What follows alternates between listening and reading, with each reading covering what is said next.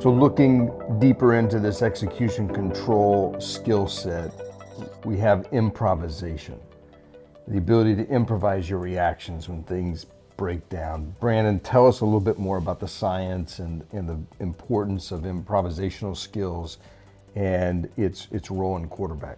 Yeah, this is an in-the-moment improvisation. This is not taking your time to develop an alternative plan that may be better off. And so when we think about quarterback play and improvisation, you oftentimes think about flexible versus rigid thinkers, and I think we can all come up with quarterbacks that sort of fit those molds. So my first two reads are taken away, and now I'm just staring them down.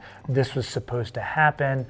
We take a sack. Those are your rigid thinkers. And then your flexible thinkers are, okay, my primary is gone, I'm gonna run, or I'm gonna do this, or even in the moment adjusting an arm angle to make a little flip or an overhand pass. We've seen Patrick Mahomes improvise in a billion different ways.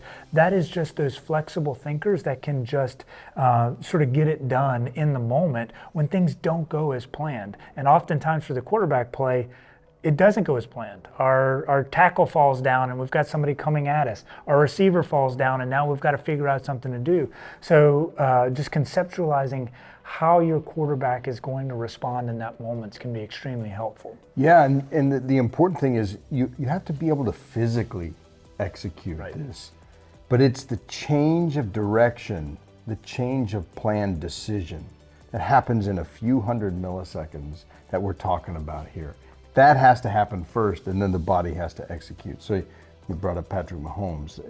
Not only does he possess the physical ability to pull that off, his ability to change directions in his decision making is second to none. Obviously, we don't want to link cognitive skills with physical skills, but we hear guys who score really high in that improvisation, they're just these athletic guys. They're just the gamers that make it happen. Yeah, and we've even seen some high improvisational quarterbacks in the NFL who may not be the fleetest of foot and the most athletic, but they still just find little ways to redirect, make decisions, counter reactions in the moment to be successful. Absolutely. So these athletes that score high, what are we expecting in their play?